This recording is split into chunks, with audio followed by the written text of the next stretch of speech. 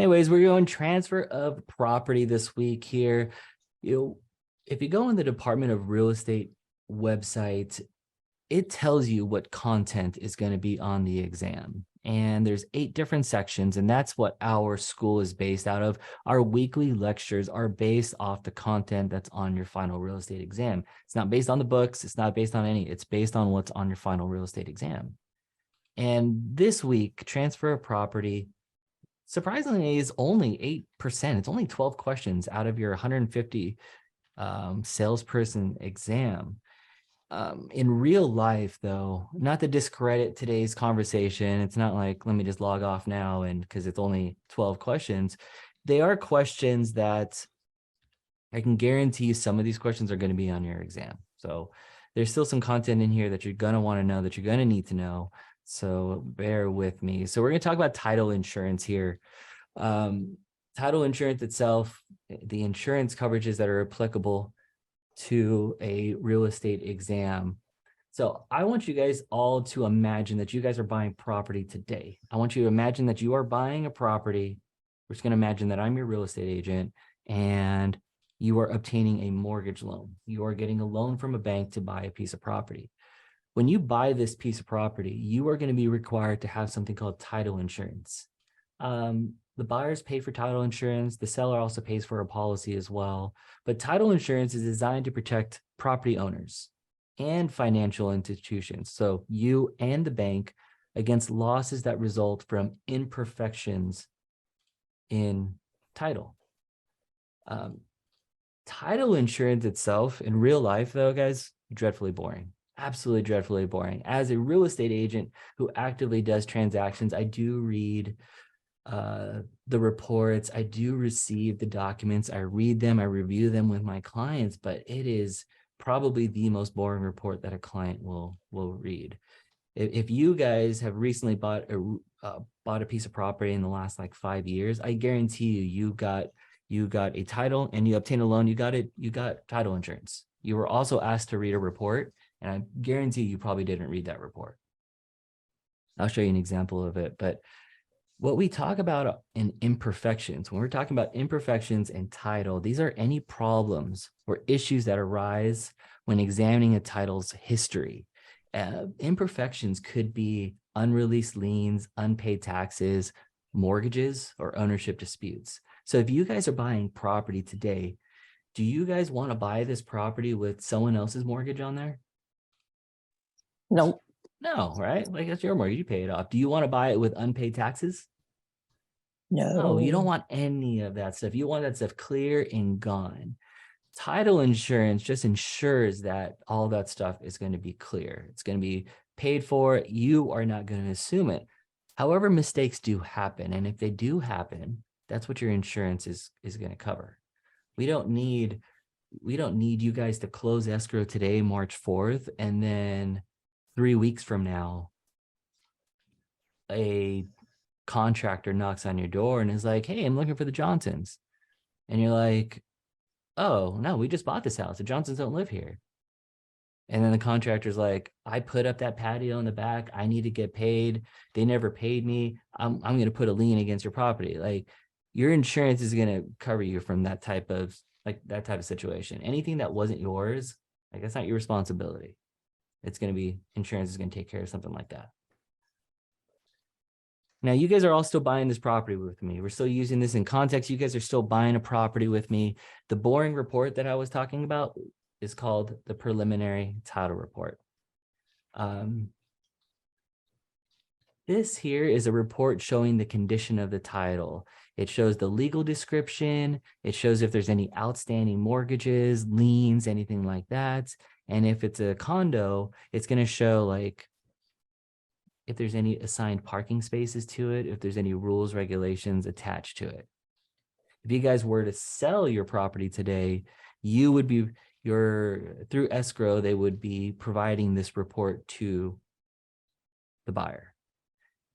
This is what the preliminary title report looks like. This one here is for a transaction that I did last year in October. It's provided by Orange Coast Title. It's 16 pages. a lot of legal mumbo jumbo.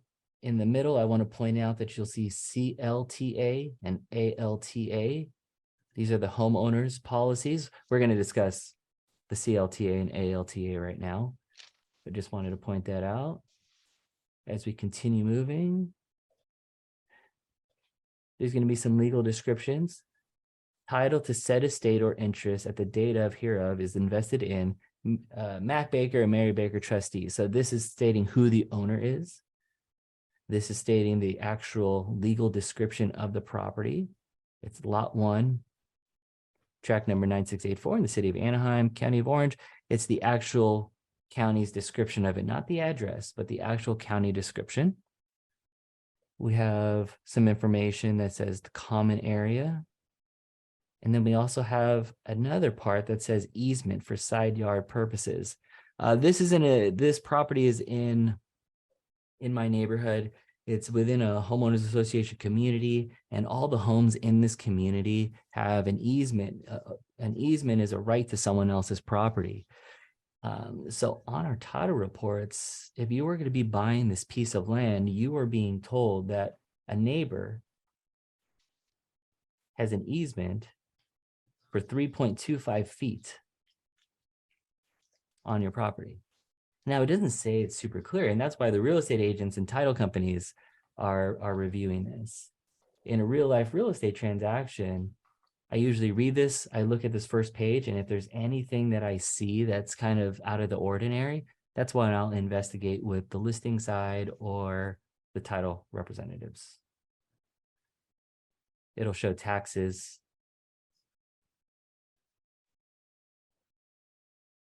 If there's any liens against the property, like this would be known as an imperfection. There's a deed of trust against the property for $100,000. You guys don't want to buy this property with it still here, right? So this would need to be cleared prior to the close, the transfer. And then just a bunch more text. There are some information about deposits, payoff funds. And then at the far end, there is a map of from the assessor's office. So that's what a preliminary title report is.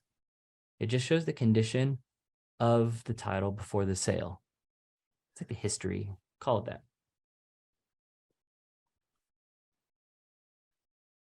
So what I wanted to do this week is I wanted to add a little bit more, because there's keywords throughout all my slides. There's keywords that you guys want to know.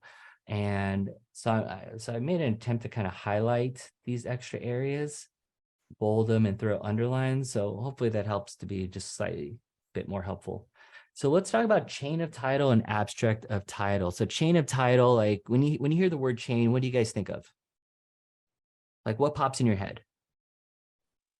Carla, what pops in your head? Like link together.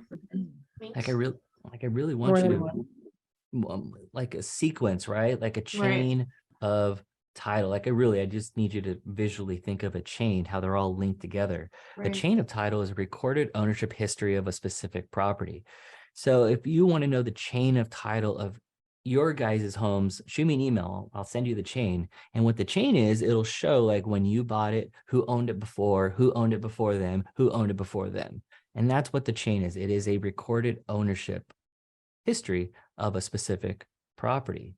And this information comes from the recorder's office for the county. And remember that it's the county for where the property is located. Now, abstract of title. I Googled abstract because I'm like, abstract, why is it called abstract? But there's like six different definitions of abstract, but it's a summary. It's a summary of all the legal documents that affect the title of a property. So it's going to show things like deeds. It's going to show the actual documents of a particular property. So if chain is the history, abstract is the summary of all the legal documents. Small difference between the two. Very, very small difference. And then we have the title plant. I don't know, title plant, power plant. Is where all that information gets compiled together. And this is the compiled information of the chain of title for a specific property gathered by title insurance companies and stored in computers. Like all that information goes to this spot. This goes to the title plant. This is gathered by taxing agencies, county records, the title insurance company. This company right here, like Orange Coast Title, North American title companies out there that if you didn't know, like you probably never ever come across, but there's a bunch of title companies out there, and all these companies will research with the title plant. Look at the chain of title, look at the abstract title, all those documents. But what's key to know here is that the title insurance company is going to search with they're going to get those documents that have come from the federal county clerk's office and the county recorder's office. These three places are all going to come together. It's a pile of information all in one. I really didn't know where to put this in. How can we request it? Carmen asks, how can we request it? Shoot me an email. Shoot me an email. As a real estate agent, and when you guys become real estate agents as well too, you can have all this information at your fingertips. It's like a super stalker tool. Search friends, family. Someone says they own like 15 houses. You can just go, let me see if you own 15 houses.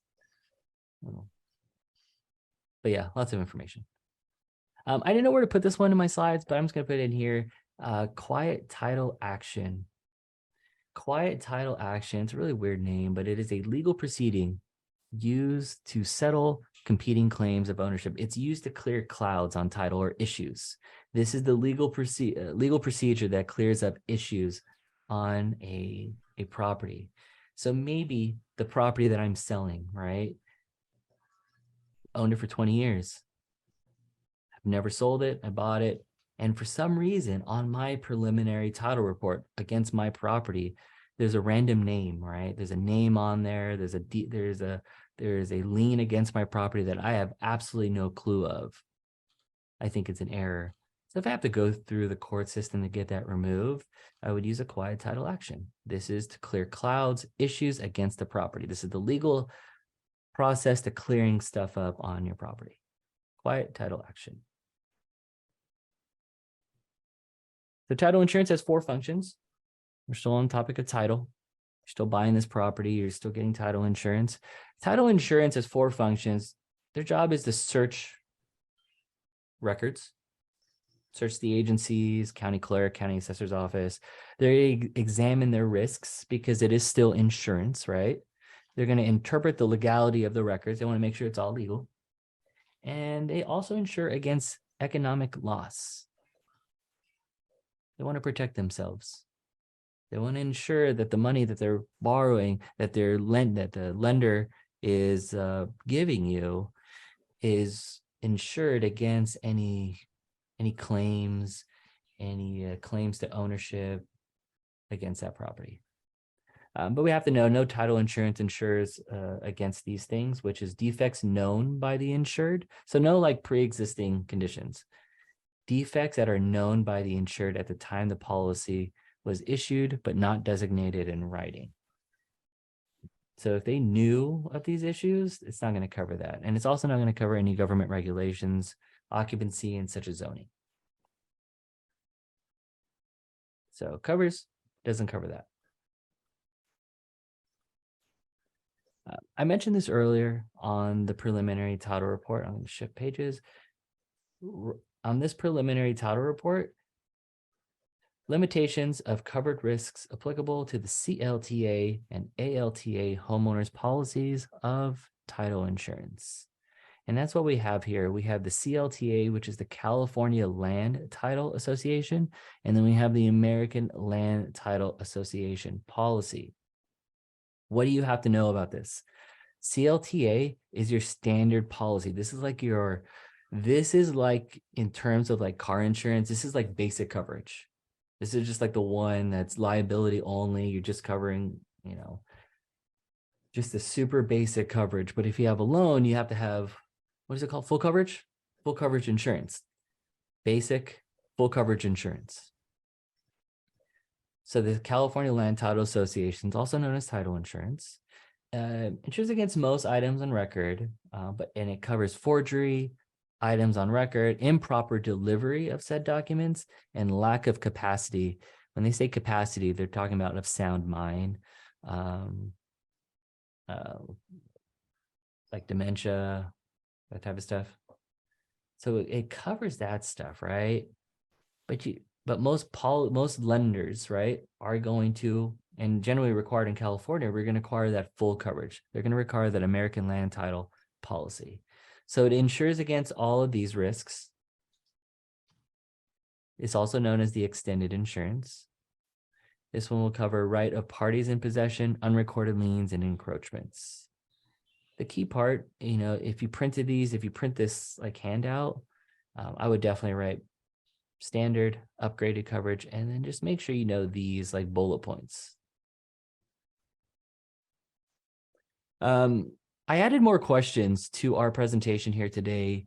And I'm also not playing the quiz game with you guys because for some reason, we expect you guys to know the answers after just talking about it for 10 minutes. So I'm just going to give you guys the answers and let's just have a conversation on why the answer is the answer. So a title plant refers to the title records of a property in its county. It's not town. It's not based on the state level. It's not based on the city level. It is always going to be based upon the county. The title plant refers to the county. And the main reason why I'm doing this is because I did a transfer of property quiz. I pulled up 200 questions, and I noticed that some questions were repeated in just different ways. So I really wanted to focus on questions from the exam and really highlight that content. So what records would a title company search to conduct a title search? Remember, this is the title company. They're searching not just the county clerk's office, not just the recorder's office, not just the federal. They're going to search all three of them. They're going to search all three of those.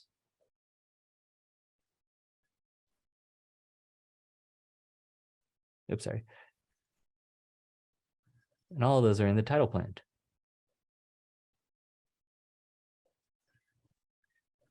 Which of the following would a buyer most likely want to be removed from a preliminary title report? If you were buying a property, which item would you most likely want to be removed from a title report? The CCNRs have to deal with, HOAs, regulations, rules, regulations upon that community. Can't get rid of those anyways, but that's what the CCNRs are. B, a pertinent easement over an adjacent property.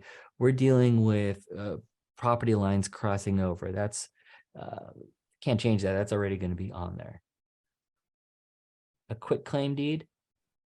We're going to talk quit claim deeds in just a second. A mechanic's lien. You don't want to buy a property with a lien already on it, do you? You don't. So the answer is mechanic's lien.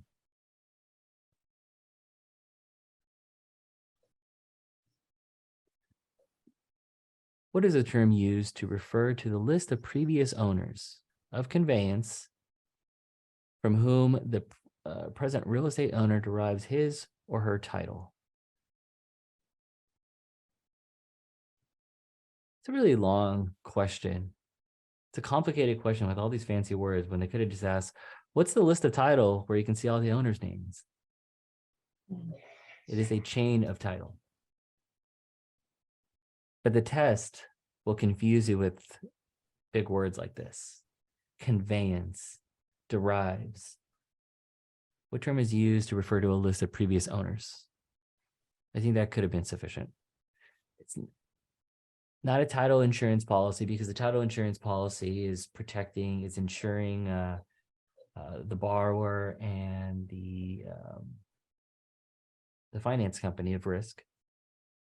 Certificate of title, abstract of title. Abstract is the summary of all the documents. The chain of title is the one of the names of the ownership history.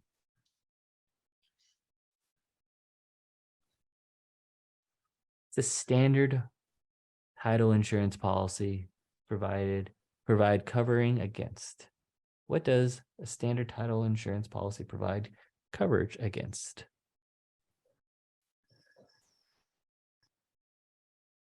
Claims of a person's in possession of the property. A recorded deed in the chain of title that was not properly delivered. I'm going to go back just a few slides. Not properly delivered. Standard title insurance policy. Do you guys remember what the standard policy was called? CLTA. It is the CLTA. So what does the CLTA cover?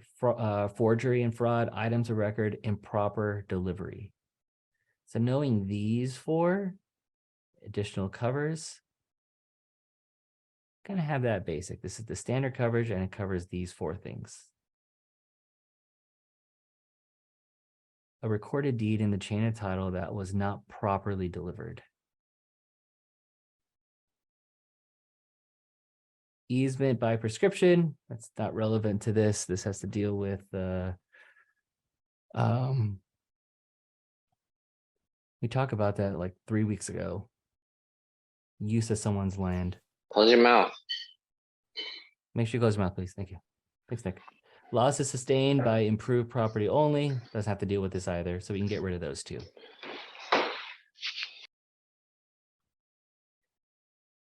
Can you guys explain what a quiet title action means? Quiet title action removes issues and clouds. I don't know why they call it clouds. I'm sure there's some fancy legal reason. But it is a court action to remove a cloud on title, removes issues. That is the court action that removes a cloud on title. And that's what a quiet title action is.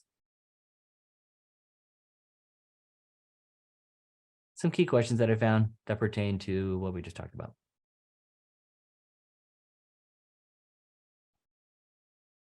Let's talk a little bit more definitions. Let's talk about transfer of ownerships. We have acquisition means to acquire. I think you guys knew that. But the opposite of acquiring is to alienate, alienation, which means to transfer, sell, or push away. I don't think, Carla, have you ever said, hey, I'm going to alienate my kid's bicycle to my friend? Like, no, give away, sell, push it away. Like, alienation is not a word that I think a lot of us use in our normal vocabulary and language. But for our real estate exams, let's have that in the back of our heads. Alienation is to push, transfer, sell, acquisition, acquire, receive.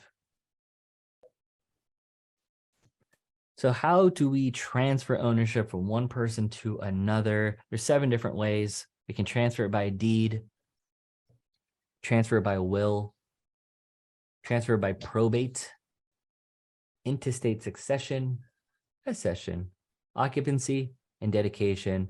I want to know the basics of these and what this vocabulary means. So the first one is the transfer by deed.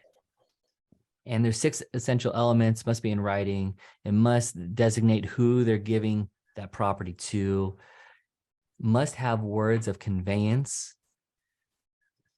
If you don't know what conveyance is, Google it, but it's must have words to give away, must have words of alienation. Fill it in that way. Look at it that way. The grantor, the person giving it away, must have legal capacity. There must be an adequate description of the property, and it must be signed by the person giving the property away. The deed, the transfer of deed, when you guys buy property, you're signing a grant deed. That's what we use here in California. This is the most popular one. This is the one. If you own property, Carmen, I'm assuming how do we request it? Carmen owns property. If I want to see a copy of Carmen's grant deed, it is on the county recorder's office. I can get a copy of it. And it's going to state Carmen's name. It's going to state the person who granted it as well. It's going to state the person's name, and it's going to have them signing it. It's going to state who they're granting it to, such as Carmen. It's going to have the property address. It's going to have that verbiage that says we're giving the property to this person. That is a grant deed. This is the most common one.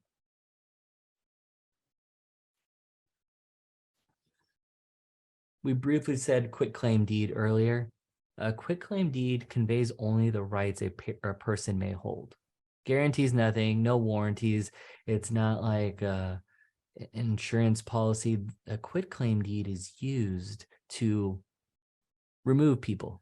Also is used to clear clouds on title too. Quiet title action is the court action, but a quitclaim deed can also clear a cloud on a title. When spouses are buying without other spouses, you can also remove someone from title. When I think of quitclaim deed, I think of my parents. My parents, at 18, my parents got divorced, and my dad did not want any part of the home, so he quitclaimed it. We did a quitclaim deed, and he transferred all his ownership to me. He said he has no more rights. He signed his name on a quitclaim deed and transferred ownership. So a quitclaim deed is used to remove people from properties. So if you got 3 people on a property and one person, that person doesn't want any rights to this property anymore, no interest in it, no claim to that property, you guys would just quitclaim them off. We use it as a verb too, but it's an actual piece of paper. It's recorded. If I pull up the chain of title on some of your guys' properties, I will likely see quitclaim because somebody was removed. That's a super common one, not just for exam. You'll use that in real life.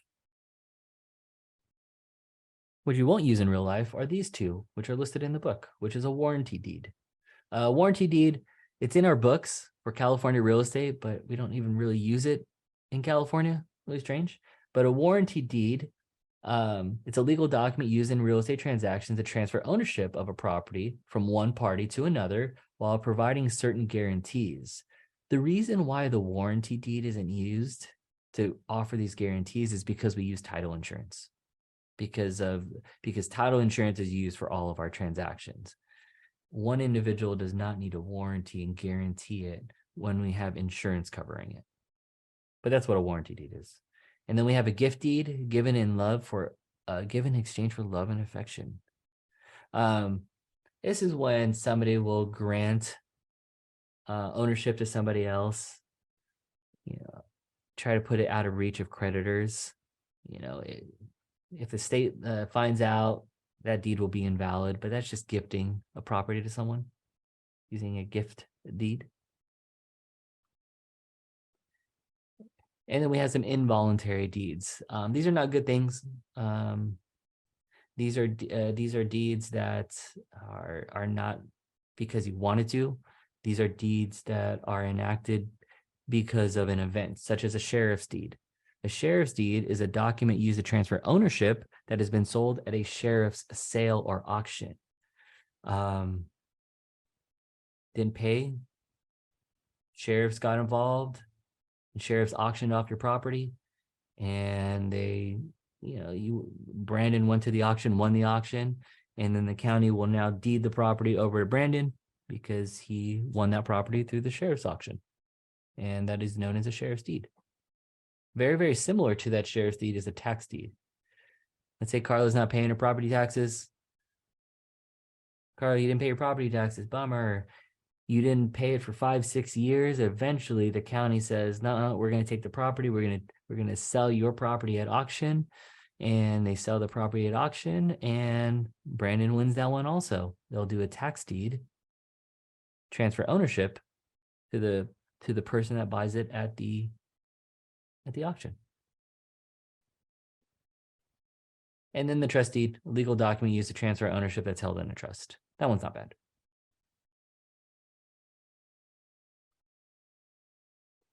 So first one is transfer by deed. We can also transfer ownership by will. And a will is a document created by a person stating how the person's property to be conveyed, given away after his or her death. Just a couple different wills that we want to know of. So number one, remember, don't forget transfer by deed. Second one is transfer by will. We're solely focusing on transferring real estate, transferring property from one entity to another. There's a couple different types of wills. There's a witnessed will. Witnessed, think of visual. It's typed, usually prepared by an attorney, dated, signed by the property owner, has at least 2 witnesses.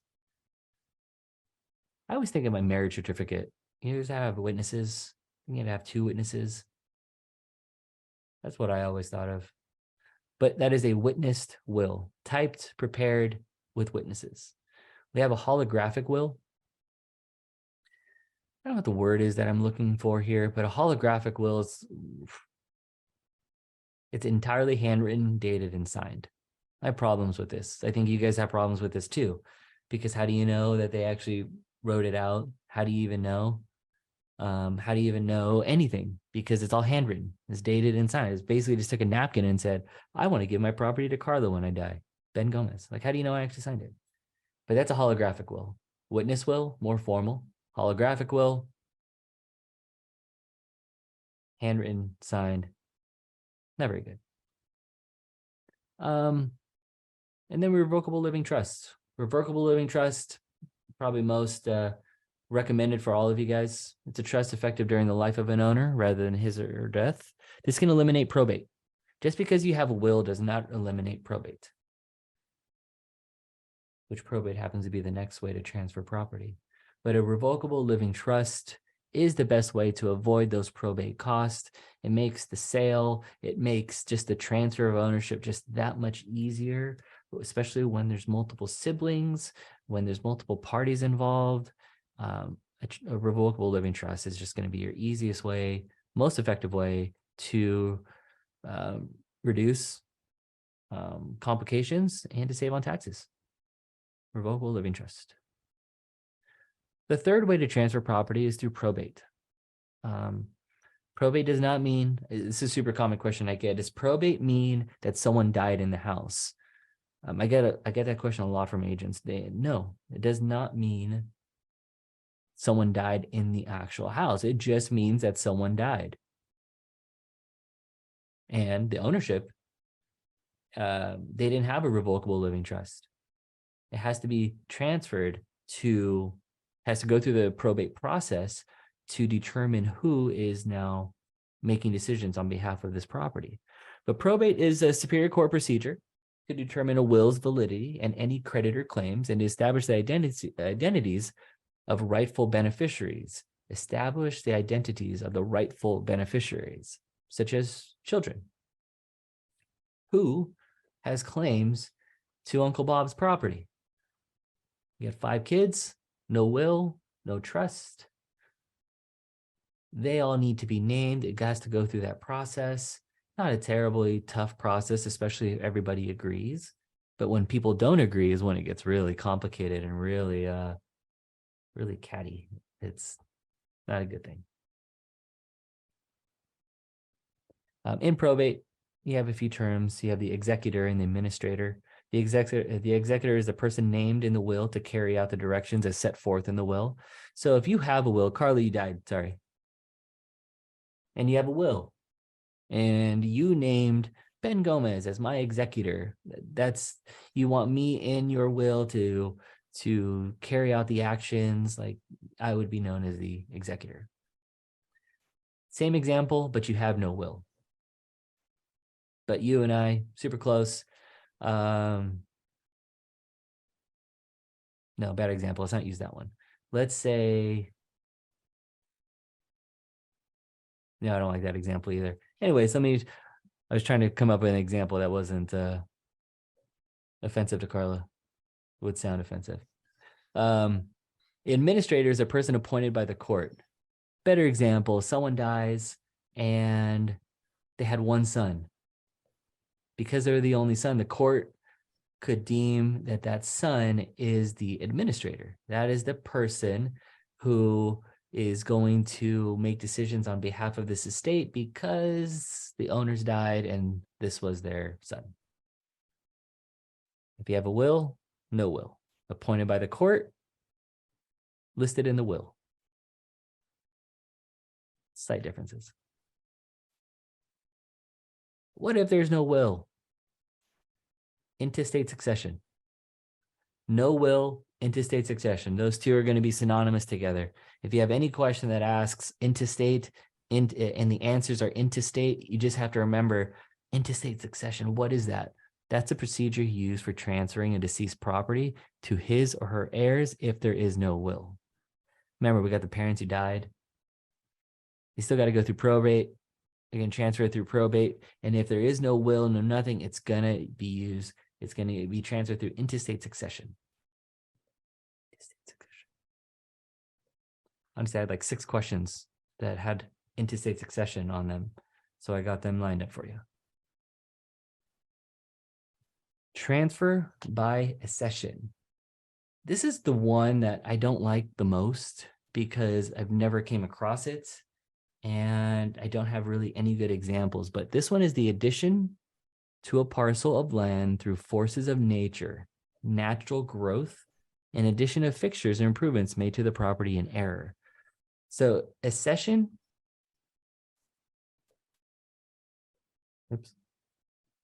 addition to a parcel of land through forces of nature.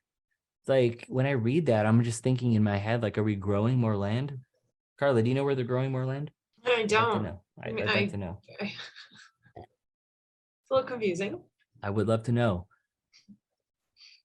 Accession is the addition to a parcel of land. So when we see this word or any of these words that start with A's, we have accretion, avulsion.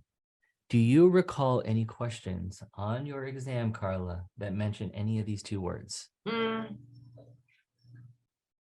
want to say the second one. Avulsion? Mm-hmm.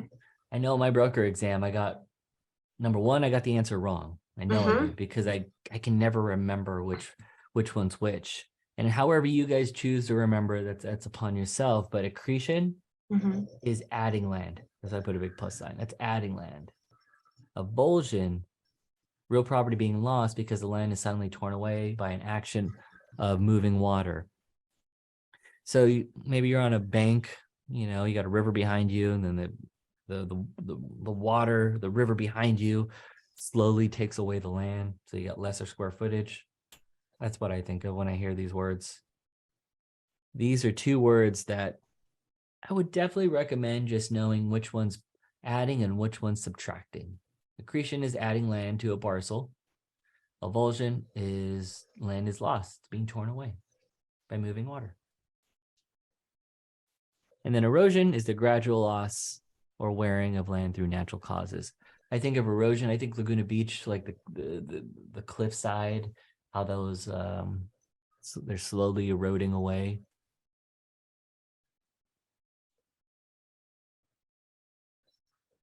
Transfer by occupancy.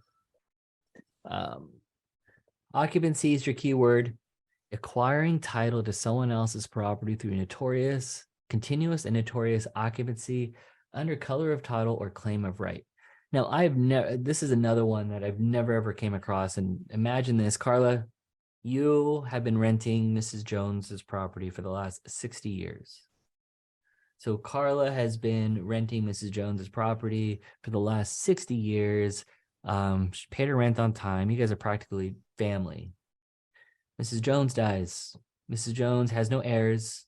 Mrs. Jones has no children, has no family, has nobody. For Mrs. Jones. Carla can petition through court action to acquire Mrs. Jones's property, though you're not related, but because you have occupied that property for a long period of time and there is nobody in line to acquire Mrs. Jones's property, Carla may possibly be granted that property. Transfer by occupancy. That's what you think of when you hear that. You can transfer property through dedication. This is think of historic homes, historic buildings. You're transferring it. It's a gift by its owner for public use. Maybe it's a historic site or something. It's a historic site. The owner says, hey, city, here you go. Transferring it to you. And transfer by dedication. Deed, most common. Will, piece of paper. I want this person to obtain my property. Doesn't eliminate probate. Probate does not mean that someone died in the house. It just means that the probate court, that someone has died, the owners had died, and the probate court needs to verify that will, or they need to determine who are the rightful beneficiaries for said home. Intestate succession, no will. Intestate succession, no will. Intestate succession, no will. Accession, land, super uncommon, land being torn away, land being added. Occupancy. Poor Mrs. Jones died, no heirs. Carlos living there for a super long time. Maybe could acquire the property through just through continuous occupancy. And then the last one is dedication. What term is used to describe the situation where Joe passes away without having created a will? Attestate, improbate, intestate, attestor. Intestate. Intestate, no will. Among the following deeds, which one is least likely? Keyword here is least likely to have implied covenants by the grantor. Covenants, another word for rules. A gift deed. Remember, we're just giving that through love and affection. We're just giving someone property. A warranty deed. Remember, it's not used in California because we have title insurance. This is a warranty. I'm guaranteeing it, but again, we don't use it in California. The grant deed is our most common one. That's the one we use for traditional sales. But a quitclaim deed is just used to clear clouds, issues on title. It's just to relinquish rights. There is no guarantees, no warranties to it. It's a quitclaim deed. Quitclaim deed has no warranties as opposed to a grant deed has 2 implied warranties. Grant deed, they're not giving it to anyone else, and they're free of any liens.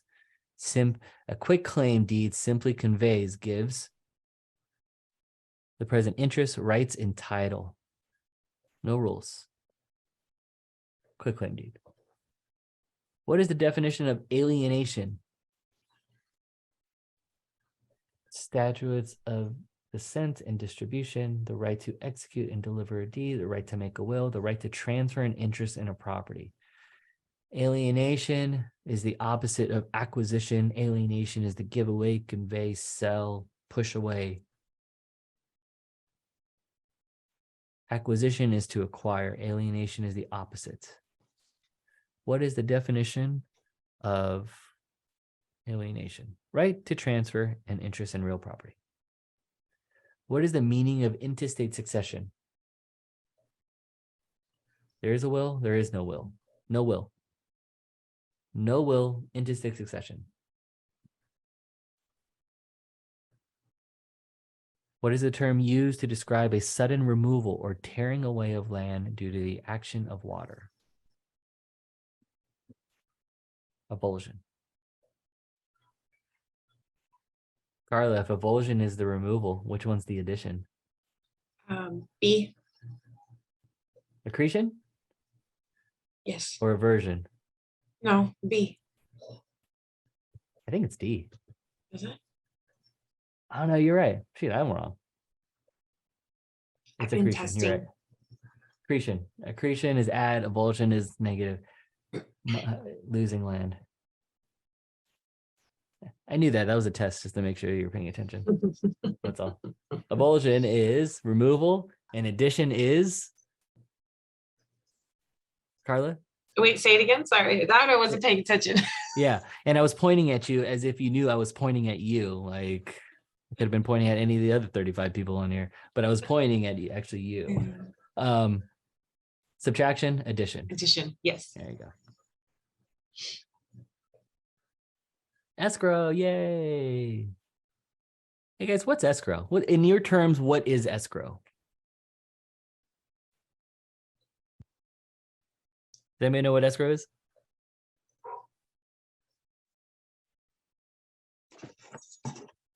Company that facilitates the transaction. I like that definition. A company that facilitates a transaction. Samantha put a non-partial third party. Awesome. Yeah, all those are good. Third party, it's the process when a buyer and a seller agree upon a contract. We often say fell out of escrow. I'm in escrow. We're going to put our escrow hats on right now. We can imagine we are escrow officers. There's some key things in this slide here that you're going to want to know, because when I took the quiz, there was a lot of these questions that revolved around these bullet points. So escrow, Escrow is created when a separate written agreement instructs a neutral third party to hold funds and only proceeds when all conditions have been performed. My question to you guys is, what written agreement are they referring to?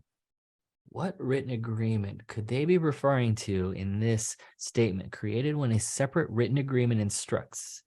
What written agreement? I'm going to give you guys a hint. It Purchase starts with a agreement? P.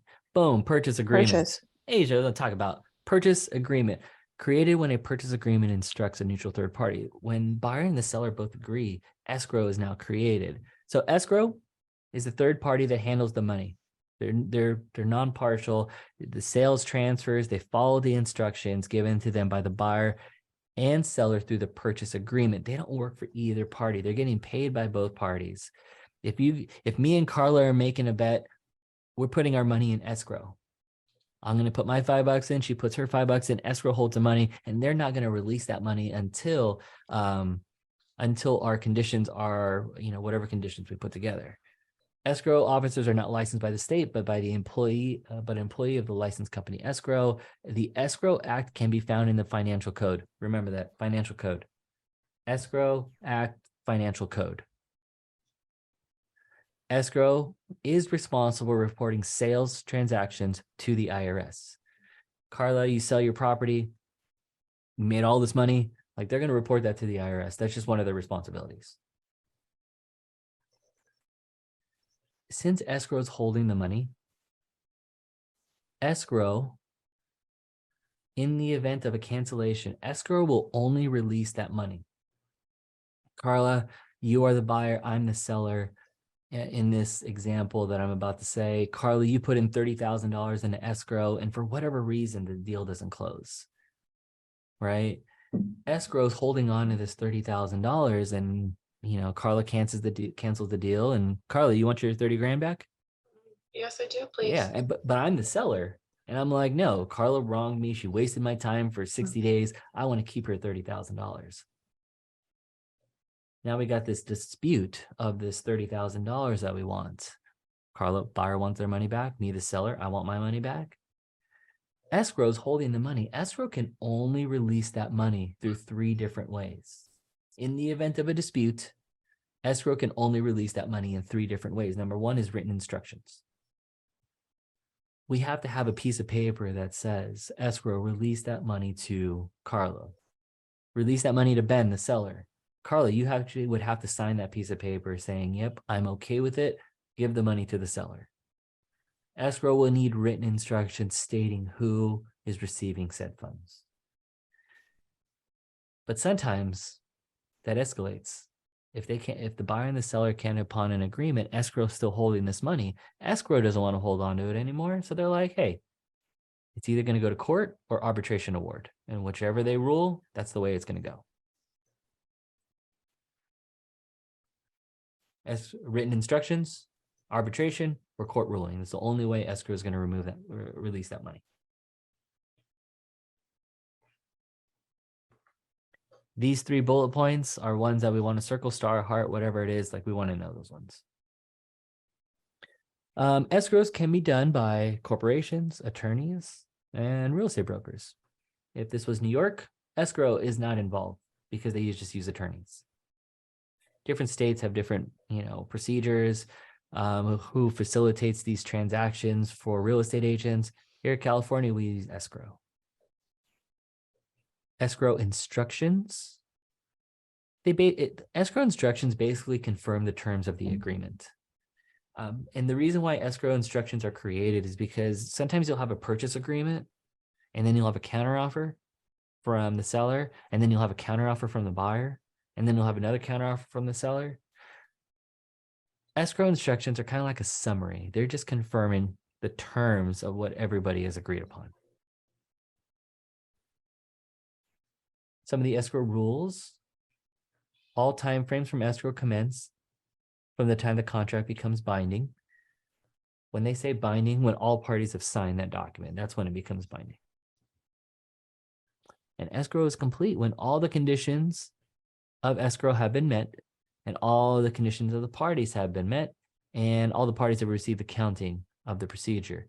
So when the money's in, Everybody signs off and says, hey, we've done everything. Paperwork is done. Money is in. We've done all the procedures. Now we can finalize it. And then we close escrow.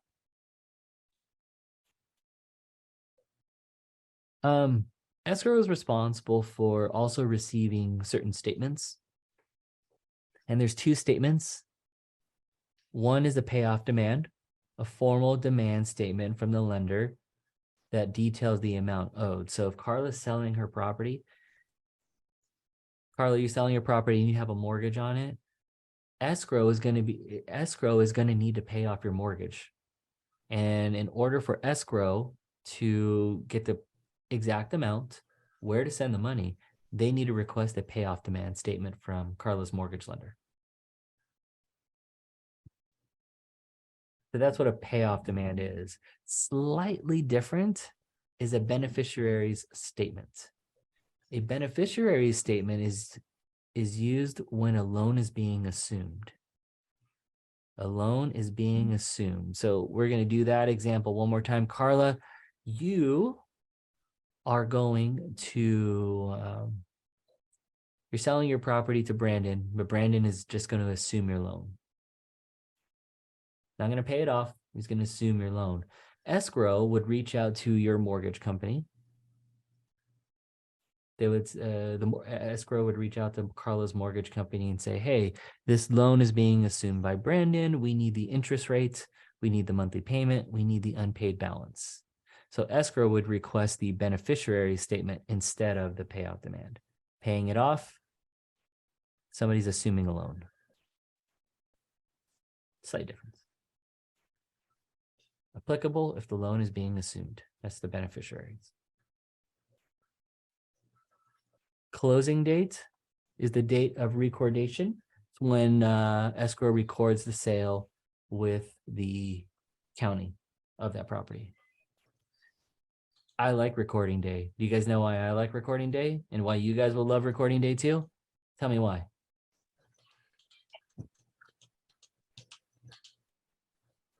Let's go. Payday. That's what I'm talking There you about. go. Almost payday. Almost payday. There but you go. your sale is closed. Like you're done. Escrow is closed. Everyone's happy. That stress just goes out the window. And you know you will be getting paid in a couple days.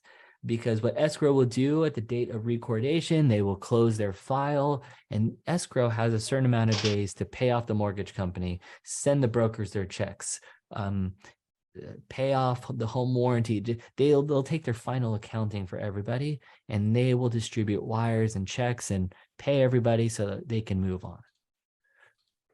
Closing date, recording date, it's a glorious thing. We love it. Escrow is also in charge of prorations. Prorations are always based on 30 days. Now, at the risk of getting super confusing,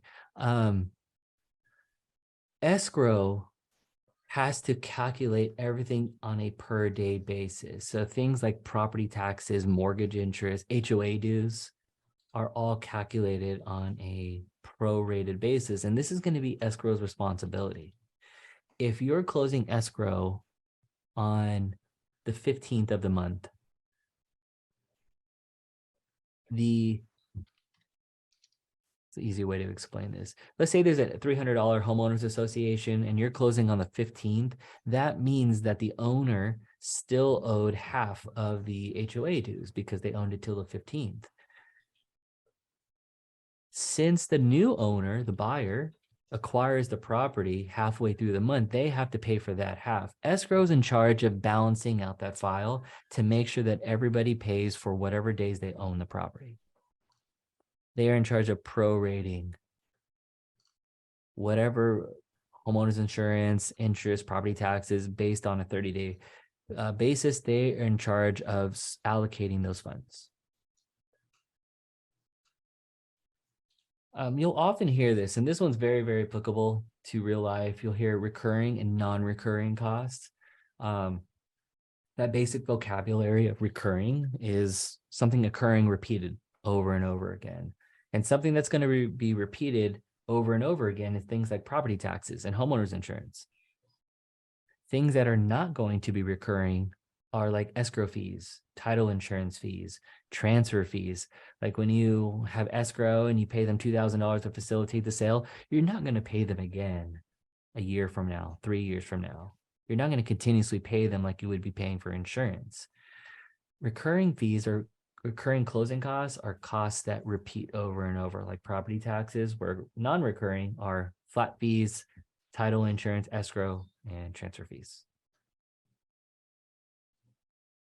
Recording. I like recording. Record. That's the last step in the close of escrow, is when the county records it with this, when escrow records it with the county. Little off, not off topic, but just so that you guys know, LA County requires 1 extra day versus Orange, Riverside, and San Bernardino.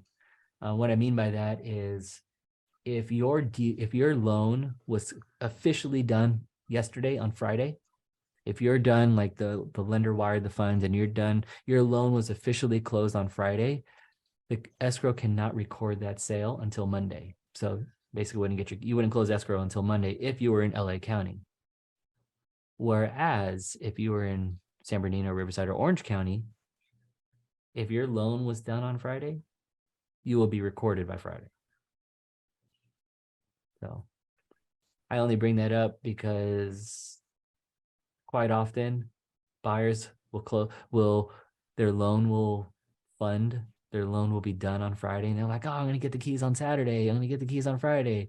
But if you're in LA County, 1 business day, it'll be Monday. It's a bit of a bummer. So just so you know. Is there a reason for that? I don't know what the reason is. I don't know. Maybe because LA County's bigger and the biggest of all of them. I don't know. But that's just one of the rules that county recorders and escrow. I'm sure there's a fancy rule for it, but that's just a thing to know for real estate agents. Just know that it takes 1 extra day. Now, can you fund your loan and record the same day in LA County? Technically, you could. Technically you could, but the process of that is that your title representative, your buyers would need to meet at the clerk recorder's office in Norwalk, and you would have to manually do it, and that doesn't happen very often. Sorry, I didn't see the question in the chat from Jessica. What does it mean to assume a loan? What does it mean to assume a loan? Let's say Carla's selling her property to you, and she has a $400,000 balance on her mortgage. Assuming the loan is that you're going to assume that that $400,000 loan on her behalf. He's going to change ownership, change title, and you will now be the owner of that property, and you will assume that mortgage loan that Carla already has. There's a whole whole process with the banks, not very common. But that's what we mean by assuming someone else's loan, taking over someone else's loan. Which of the following statements best describes the term closed escrow? All costs of ownership, including principal, interest, taxes, and insurance, are paid by the escrow company. Escrow company account has been canceled due to a failed transaction. All services of the escrow company have been used in preparation for closing, or D, the closing process has been successfully completed. So when we're talking about closed escrows, we're talking about a successful completion. I guess no, you can't really. B, the escrow account has been canceled due to a failed transaction. That's a canceled escrow. Closed escrow would be successful and completed. Who is typically responsible for reporting the sale of a single-family residence to the Internal Revenue Service? The job of escrow. That's why they ask for buyer's social. That's why they ask for the seller's socials, because they are going to be doing those reports. And when you sell a property, if you sold a property in 2022, you would have received a 1099-S form in the mail. So when you do your taxes, when you do your taxes for the previous year, that's one of your income questions that you get. Hey, did you sell a property in 2022? Escrow reports that. Under which circumstances can escrow agent release the buyer's deposit money when it is being held due to a dispute between buyer and seller? 3 options, everybody. Written instructions, arbitration, court award. All the options. Upon written instructions, arbitrator's award, court ruling. It's the only way escrow is going to relieve that money.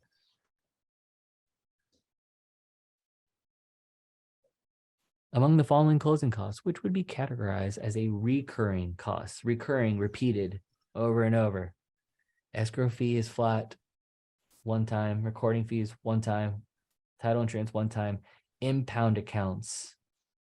They try to trick you with the impound accounts. Impound accounts, also called the escrow account. This is where every single month you make a payment. Partial of it is going to your homeowner's insurance and property taxes. Impound accounts, property taxes, and homeowner's insurance, all one and the same. That's how they trick you. It's impound accounts.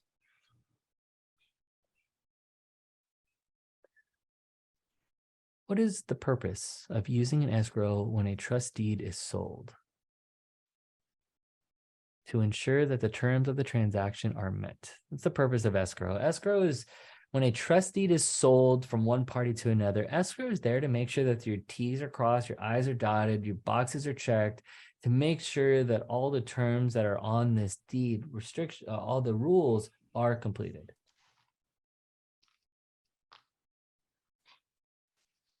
Where can one find the rules of escrow? Financial code. Financial code. So you have anything in escrow, financial code is where the rules are going to be listed.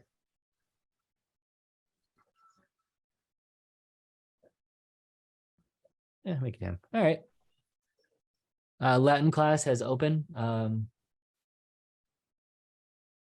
We need to know a little bit of Latin.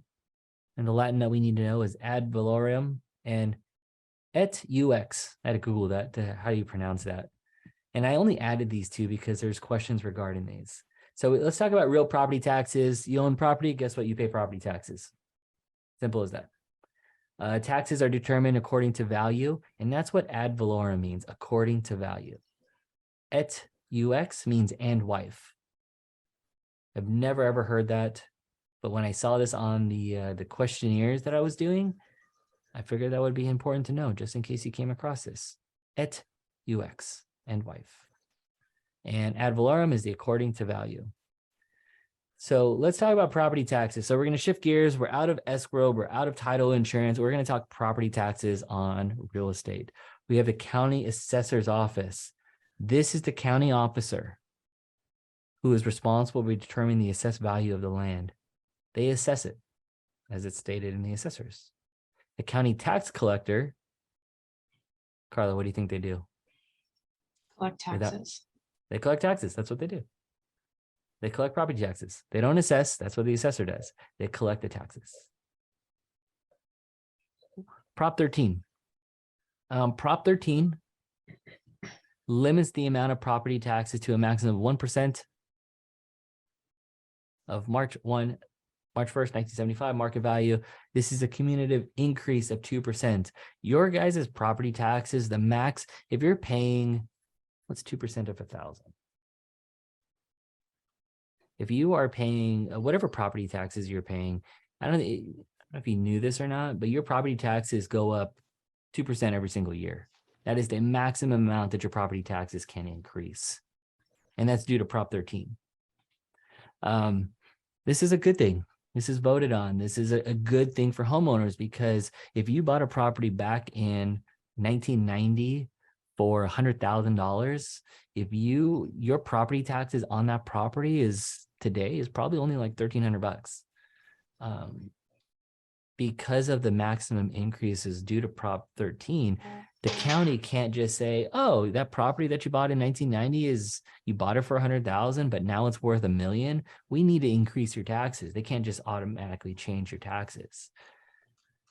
Your taxes can increase only 2% per year. Now, if you were to sell that property, whoever buys it it will be based upon the purchase price. So that same property that you bought in 1990 for $100,000, you sold today for $1 million.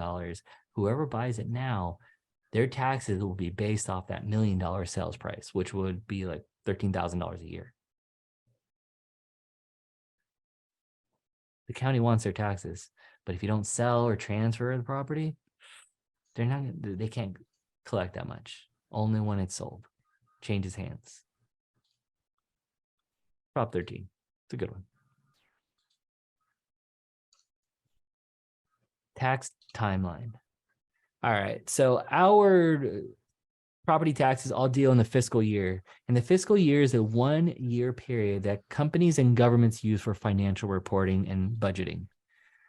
Super confusing. I always get confused on this, but let's look at it like this. So we got January 1st to December 31st. So from here to here, this is 1 year. January 1st to December 31st. This is year number 2, from January 1st to December 31st. So year 1, year 2. Calendar year 1, calendar year 2. The fiscal year runs from June 1st to June 31st. That would be from here to here. This is known as the fiscal year. 1 year period that companies and governments use for financial reporting and budgeting. Here to here. So knowing this, knowing fiscal year, what we need to know like 3 or 4 things when it comes to the timeline. Number 1, we need to know that your first half property taxes are due November 1st and they're delinquent December 10th.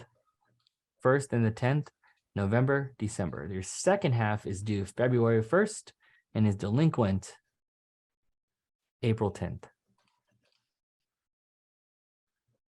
Due and delinquent. And it becomes a lien the following January 1st. How do we remember this? Carla, did you get a question regarding property tax time? Yes. Yeah. How do you remember this? No darn fooling around. Widely used acronym. Like I've always said, if there's an acronym involved, it's probably because you need to know it. Probably because it's going to be on your exam. I will guarantee you, I'll put money on it, but guarantee you a venti Pike Place Starbucks coffee. If you don't get it, I'll buy it for you. But if you don't, actually, I don't know what I'm saying. Anyways, no darn fooling around. You're going to need to know these dates: November, December, February, April, November 1st, December 10th, February 1st, April 10th, November 1st, December 10th. That's when it becomes delinquent. It's due February 1st, delinquent April 10th. And it becomes a lien January 1st. No darn fooling around. What happens if you don't pay your property taxes? Well, property taxes, there's a thing called the delinquent tax sale. It's a book sale. It's all the people who didn't pay their property taxes. Now, Carla, I like using you as an example. Let's imagine you have a paid off property free and clear. You have a paid off property in the beautiful city of Menifee. Property is free and clear. And let's just say Carla says, you know what? I'm going to stop paying my property taxes. I don't want to pay them. Too bad. So sad. County, I'm not paying you your property taxes. There's a 5-year redemption period. Don't ask me why there's 5 years. Why is the county going to give you 5 years? That's a pretty long time to redeem yourself. But you have 5 years. We want to know that 5 years. In 5 years, if you don't pay that, there will be a second sale. A second sale, if an owner does not redeem within 5 years, the property will be deeded to the state. So in 5 years, Carla, you didn't pay your property taxes for your property in Menifee. That property is going to be deeded to the state. The state's going to be like, no, Carla, we're taking that property. And then they're going to sell it to the public. You guys can buy those. Those are great buys. You're just competing with investors and you're buying inside on scene, but you'll be sold at auction. Doesn't happen. I'm not going to say it doesn't happen, but it happens. Delinquent tax sale. Don't pay your taxes. 5 years later, it's going to be deeded to the state, and then it's going to be sold to the public. 5 years. That's what we want to remember. We have some, still on the topic of taxes. We still got more taxes. We have a special assessment tax. This is a tax levied by the city or county or by the voters. This is for improvements for everybody. This is improvements of like streets, sewers, irrigation, and drainage. This to be assessed for the properties to benefit them. I'm willing to bet you guys all have special assessment taxes on your guys's taxes. If I were to pull up a property of yours, you might be paying $3.76 an extra for mosquitoes. Like if you live in Anaheim, like you have there's like a mosquito tax, like special assessments, like $3.76 on your property taxes. We have the Street Improvement Act. I think the street part should be your like sign. And this is for developers. They can use this act to construct and improve streets for and sewers for construction. So developers would use the Street Improvement Act. And then we got Melrose.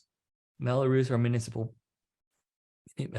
bonds issued to fund streets, sewers, and other infrastructure, public schools, parks, before a housing development was built. When I think of Melrose, I think Inland Empire. Carla, you're in Inland Empire. You're in the beautiful city of Paris, France, California. So 30 years ago, Paris was what? Was there a lot of houses in Paris? Potato fields, I think. Potato fields? Yeah. Really? A lot of potato fields, yeah.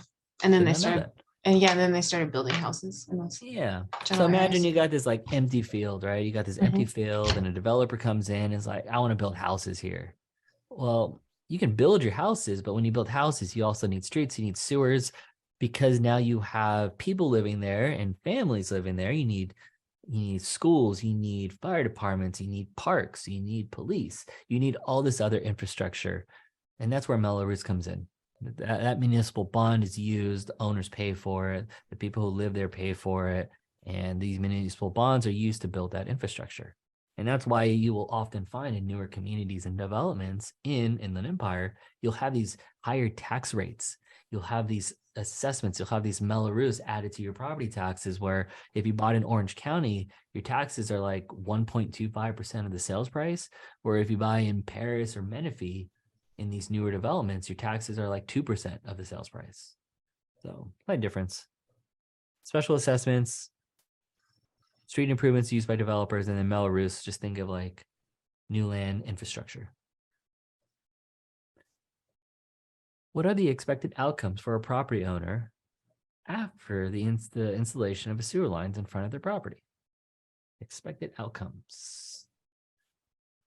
Ordinary assessment, supplemental assessment. We've been talking about special assessment. It is a special assessment. These are taxes imposed against those specific parcels of realty that benefit from a proposed public improvement. The public improvement is the installation of sewer lines in front of their property. What is the primary reason of the county assessor? Determine the amount of tax paid by the property owners. It is their job to assess and determine the amount of tax to be paid by the property owners. That is what the assessor does. Who collects it? The tax collector.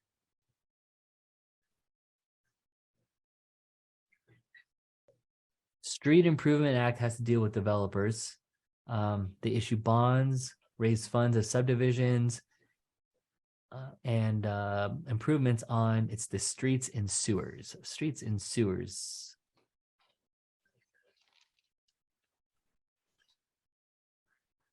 And on what does the lien of real property taxes become effective? On what day does the lien of real property taxes become effective? It is January 1st is when it becomes delinquent. What is the acronym to know when the property taxes are due and delinquent? What is the acronym? Don't tell them, Carla. Let's see if anybody remembers. Okay. I know you're about to say it. What is the acronym of when property taxes are due and delinquent? No darn fooling around. No darn say fooling it, Rich. around, Yeah. right? No darn fooling around. It's like no darn fooling around with property taxes and taxes in general, but N stands for November. D stands for what? December. December. And the first and the 10th. So F is for February and A is for April, and it's the 1st and the 10th. So the next question is what are the due date and delinquent date respectively for the second installment of property taxes? So if it's the second installment, that's the F and the A, that's February and April, that's the 1st and the 10th, which is C. Guarantee you, absolutely guarantee you with a shadow of a doubt, if you're only getting 12 questions on your final real estate exam that have to deal with any of the content, you're going to get one on this one for sure.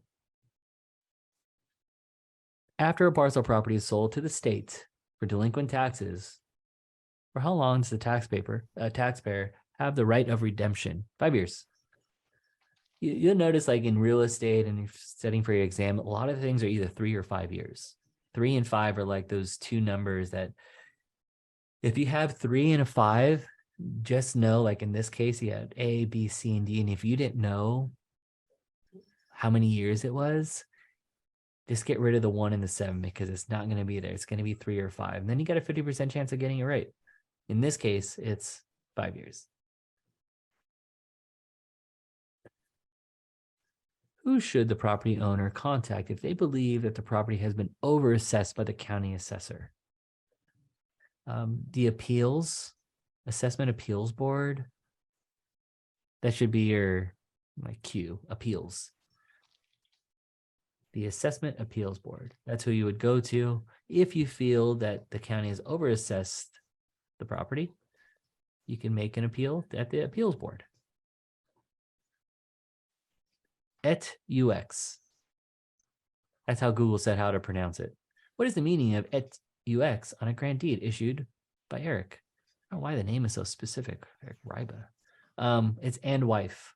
That's what it means. And wife. Income taxes, super exciting. Not really. Income taxes, federal gift taxes, charge on gifts exceeding $15,000 annual exemption per donee. And then federal estate taxes, if your gross estate exceeds $11.7 million at death, you have federal estate taxes. But when it comes to income taxes, we have to put our tax preparer hats on. I have to put our CPA hats on. I actually don't even like these slides because as a real estate agent, I'm never going to tell anybody what they can and can't write off on their property. You're just setting yourself up for liability. But for the real estate exam, basic income tax incentives, I think we all know this one, the deduction of interest, being able to write off your interest is a huge tax advantage, is a benefit of why you should own real estate. It is a big plus. And if you use the acronym SALT, state and local taxes limited to $10,000. So if you own real estate, you can write off your interest that you pay on your taxes. And that's a good thing. That's a good thing. You can also deduct the prepayment penalties.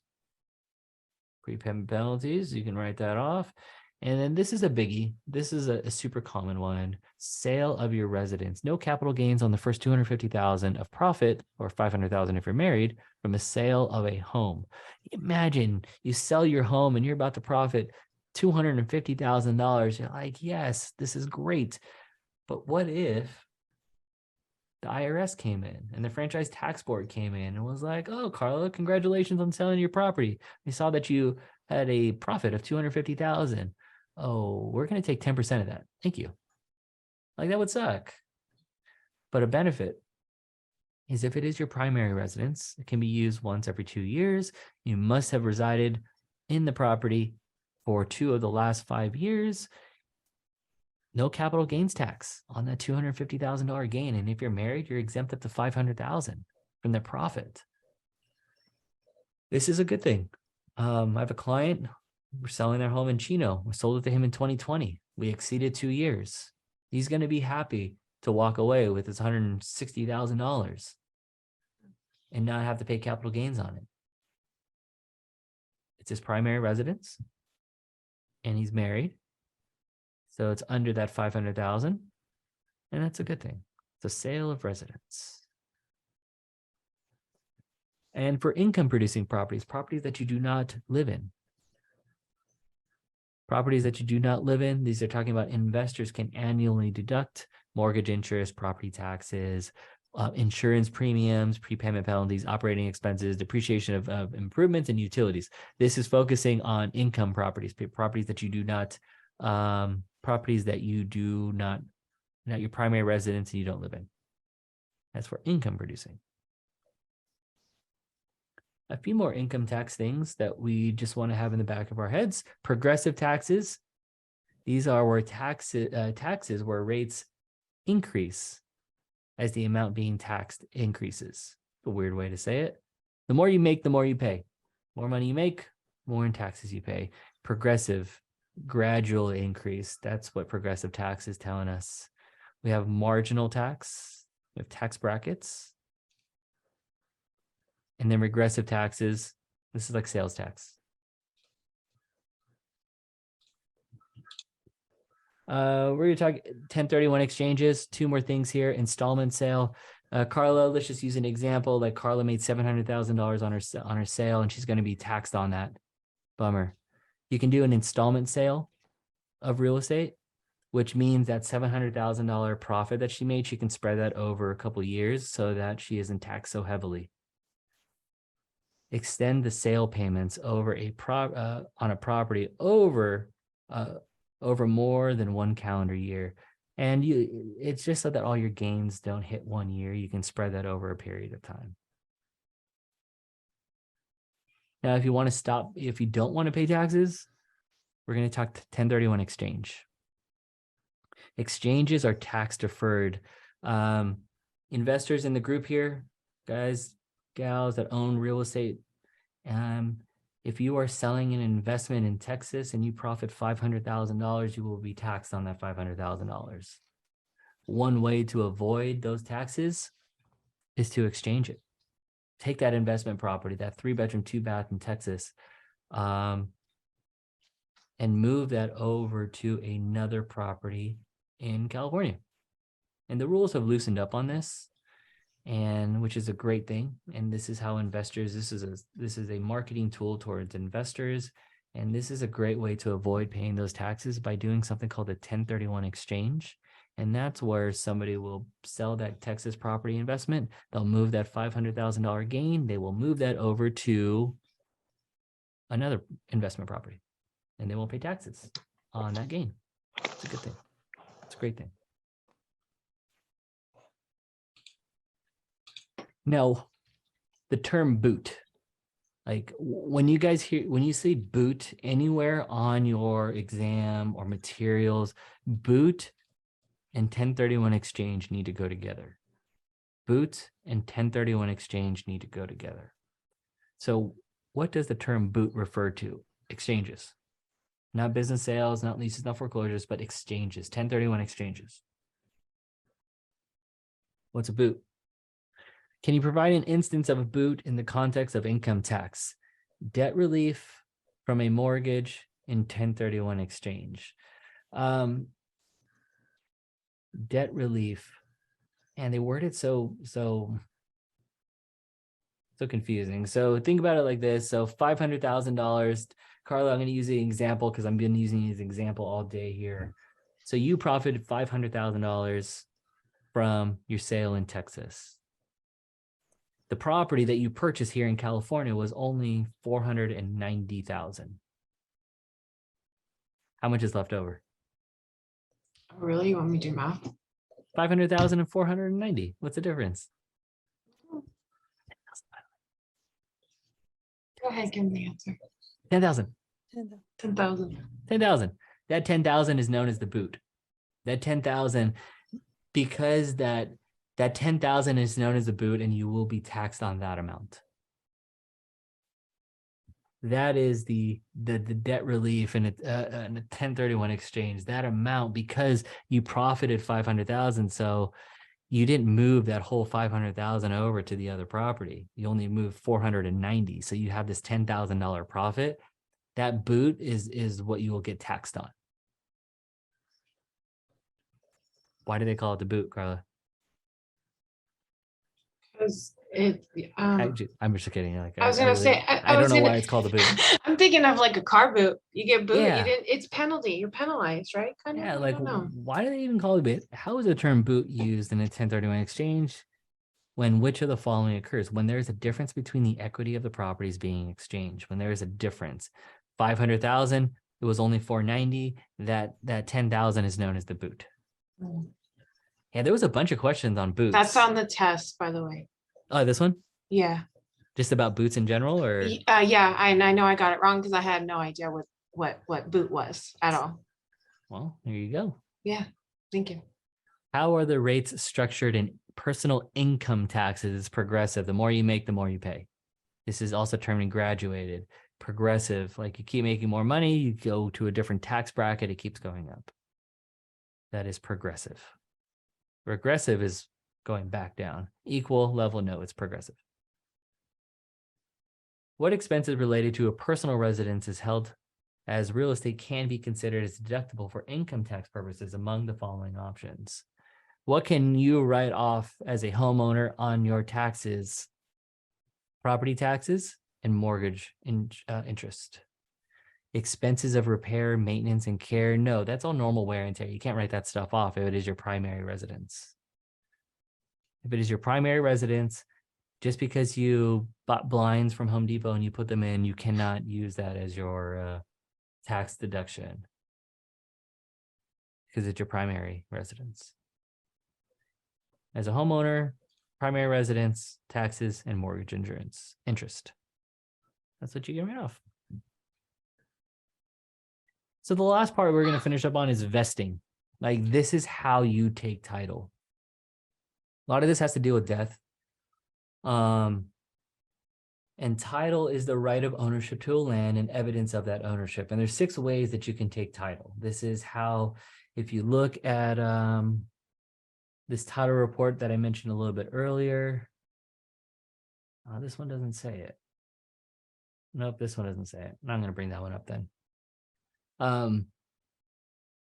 This one is something that I don't ever advise as a real estate. I don't ever advise anybody on how to take title of their property. This is actually should be advised by a real estate attorney. Most of the time, what I do is I just give them a piece of paper, and they pick and choose what's best for them. But if they're married or if they're single, there are common ways to take title. So the first one is severity, also known as like sole and separate, single. This is the sole and separate ownership of the property by one individual. This is one person. So if you're a single man or woman and you are buying real estate, Escrow is going to ask you, how do you want to take title to this property? You will take it as a single person, as sole and ownership, severity. That's one individual. The second type is tenancy in common. This is undivided ownership by 2 or more persons. This one's tenants may hold unequal interest. Tenants may hold unequal interest. So if you got 2 people, one person can own 60% of the property and one can own 40%. I had a situation where the seller, single gal, she got like the majority of her down payment from her parents. Her parents were listed as 30% owners of this property. So there were 2 owners and then there was her. So there's 3 total owners. She owned 70, they owned 30%. And they wanted ownership on it, 30%. That's what they had agreed upon for that property because they gave the down payment. They own that property as tenancy in common. This is the default ownership in California for unmarried parties. You have 2 people, whatever. If they're not married, tenancy in common is their main one, the way they take title. Joint tenancy. 2 or more persons have identical interest. Tenancy in common could be unequal. Tenancy in common is everybody has equal shares. So if we had the 3 Jessicas all owning property, all of them would own 33.33%. We had 3 people. If we had 4 people, everybody would own 25%. With joint tenancy, what happens is this: a deceased owner's interest is divided among the surviving owners. So if you got the three Jessicas all owning 33.33%, but one of the Jessicas dies, what are their shares turn into now? 50%, by the way. So the other two Jessicas are going to, I really shouldn't use all three Jessicas because it gets too confusing by saying Jessicas over and over again. So if you got three people, one person dies, now there's only two people, now you got 50% each. That's in joint tenancy. Deceased owner's interest is divided among surviving owners. Identical interest, tenancy in common is they could hold unequal. I have a question really Yes. quick. Uh-huh. Can married people take tenants in common if they have different interests in the property, or do they have to take joint tenancy? Joint tenancy. So you got three people. Jessica's married. This Jessica's married. Correct? Got Yep. it. Could they take, let's see, could you take community? Nope, it's not that one. It is Or joint like, tenancy. okay, so let me give you a better example. So like my mother-in-law lives with me and I want to buy a house with my husband, but I know that in a divorce, if we get divorced, that she would also get some of my property because I don't know, she gave me a down payment. This is not true, by the way, but Mhm. could I own 51% in tenants in common, but still be married? And he only owns 49%. I don't know, He only owns, it would be tenancy in common. Has to but we're deal- married. But you're married. So if you die, who gets your part? Yeah, it's a good question. That's why I'm asking. It would be tenancy in common. It would be Okay. tenancy in common and not joint tenancy. Joint tenancy in common allows you more flexibility. Like you could state that for your share of your 51%, if you die, this person gets it. Yeah. Okay. Whereas joint Interesting. tenancy, it's going to go to the other parties that are listed in your joint tenancy. Okay. Yeah. If this was a real life question, I'd be like, let me get you to the professional, which is the title representative. Totally. That's what I would really do. But for argument's sake, for conversation, that's what it would be. Joint tenancy, equal. If you die, it goes to the other parties. You're married, you're acquiring property, you have community property.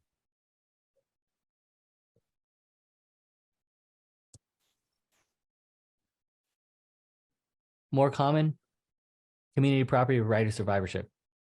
Transfers ownership to the spouse at death with income tax benefits. There's income tax benefits to this. And if you're married, you buy property together and one died, it goes to the other person.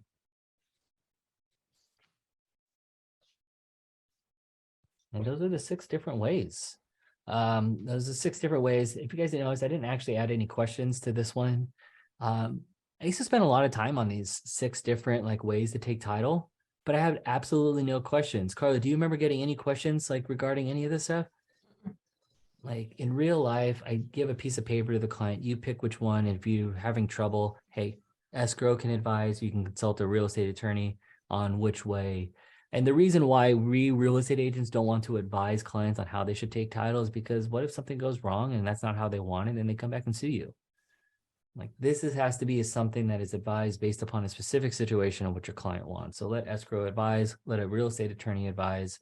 But I didn't add any questions to this because I don't think there's any questions that are pertaining to any of these 6 different things. They're important to know, but I didn't get any, so I didn't want to add any. But next week is kind of a bonus week. We have completed 7 weeks and I have completed 7 weeks of updated slides. The next week, week 8, by the way, if this is your first or second week, don't worry. We're going to circle back to weeks 1, 2, 3, 4, 5, 6, 7. Next week, what I wanted to do was like 10 concepts that you must know. It's kind of like a mini crash course. So I'm creating a extra content like next week, no darn fooling around will be on. That's like one of those like ones that you must know. The Maria method, Pete, like all the acronyms that I talk about over the like lectures, I want to condense them into one conversation. So that's what we're going to do next week. So it'll be fun. Hope to see you guys there for that. You guys have a wonderful weekend. Looks like it's going to be a beautiful weekend. I'll catch you guys later. If you guys have any additional questions, stick on. But as always, appreciate you guys. Thank you guys again. See you later. Bye, guys. Thank you. Bye-bye. Thank you. Thank you.